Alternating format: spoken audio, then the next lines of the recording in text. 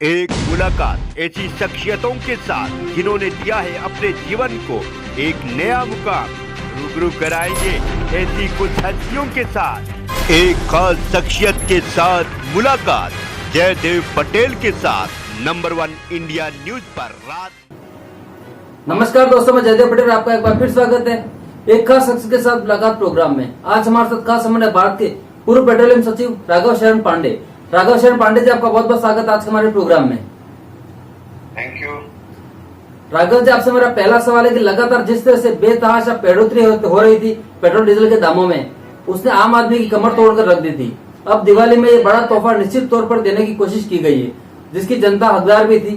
क्या आपको लगता है कि जरूरी हो गया था? कल जो भारत सरकार ने अभी जो घोषणा की है 5 रुपया प्रति लीटर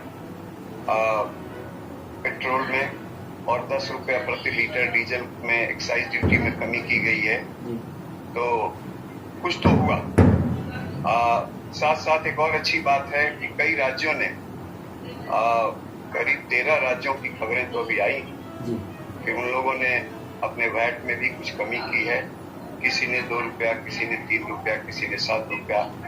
कितनी कमी एग्जैक्टली हुई है ये कल शायद ठीक से पता चले। तो इससे इसका स्वागत होना चाहिए, इससे रिलीफ तो जरूर मिलेगा। लेकिन यदि कुल मिला के हम देखें तो ये दाम कितने बढ़े हैं पिछले एक महीने में। करीब अक्टूबर के महीने में, पिछले एक महीने में पेट्रोल की प्राइस में करीब बढ़ोतरी हुई है 8 रुपए की। डीजल में भी करीब 8 रुपए की बढ़ोतरी हुई है एक महीने। यदि 6 महीने की बात करें तो पेट्रोल में 20 रुपए की बढ़ोतरी हुई है, डीजल में 18 रुपए की बढ़ोतरी हुई। एक साल की बात करें पिछले 1 वर्षों में तो पेट्रोल में 30 रुपए और डीजल में 28 रुपए की बढ़ोतरी हुई। यदि 1.5 साल की बात करें तो करीब 42 रुपए पेट्रोल में और 36 रुपए डीजल में बढ़ोतरी हुई। तो जब इतनी बढ़ोतरी हुई है तो अभी जो कमी की गई है ये तो पिछले एक महीने में जो बढ़ोतरी हुई थी करीब उस लेवल पे हम करीब चले जाएं। और अभी जो दाम है ये हमारे आसपास के जितने देश हैं, बांग्लादेश, म्यांमार, चाइना, नेपाल, श्रीलंका, पाकिस्तान इत्यादि, किसी देश में इतना दाम नहीं है और हमारे देश में भी इतना तो कभी नहीं था। सरकार ने पिछले वर्ष कोरोना काल में जब क्रूड के दाम काफी कम हो गए, $20 प्रति बैरल के आसपास हो गए, तो एकाएक एक्साइज ड्यूटी में बड़ी बढ़ोतरी की।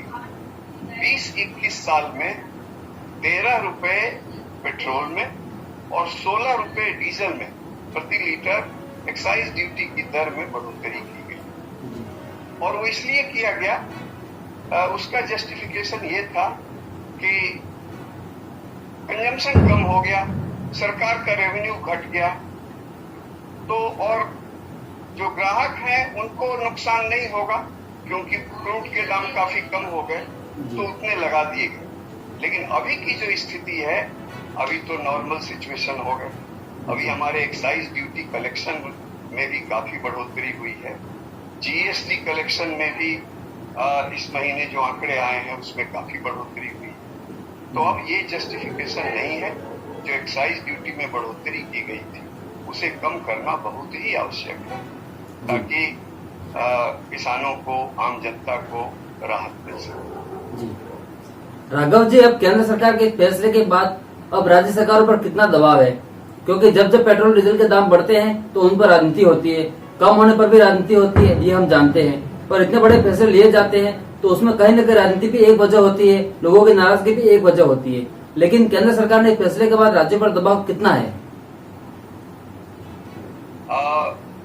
मैंने जैसे पहले कहा, केंद्र सरकार ने जब एक्साइज ड्यूटी में कटौती की घोषणा की तो कई राज्य सरकारों ने घोषणा कर दी। इसमें बीजेपी शासित सभी राज्य हैं, बिहार है, उड़ीसा है, और पूरी उम्मीद की जानी चाहिए कि बाकी राज्य भी इसमें सामने आएंगे।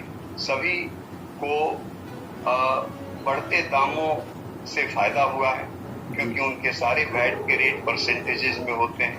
जब दाम बढ़ते हैं, एक्साइज ड्यूटी बढ़ता है, तो उनका कलेक्शन भी बढ़ता है।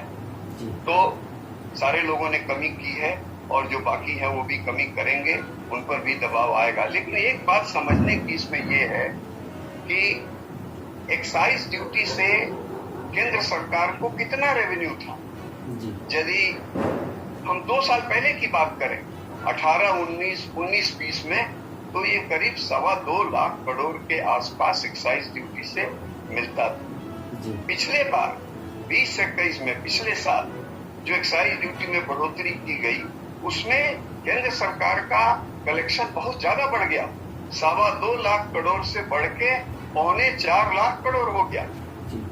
जहां तक राज्य सरकारों की बात है, उनका जो रेवेन्यू था वो करीब 2 लाख, 2,05,000, 2,10,000 करोड़ के आसपास था।